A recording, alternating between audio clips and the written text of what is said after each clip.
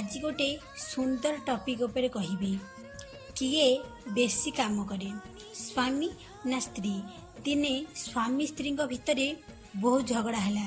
स्वामी कहला मु खरा वर्षा शीत काकर सहीकी खटिकी रोजगार करे, तुम्हें कौन कर। स्त्री कहला मु निंदा अपवाद बेजित अपमान खरा वर्षा शीत काकर देह खराब थकापण सबु सहीकी मु काम करे।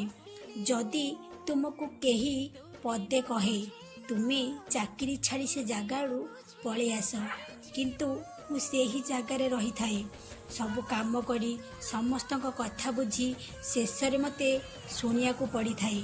तू आम पाई कौन करिथिलु कि कौन सत कहली ना। जय जगन्नाथ।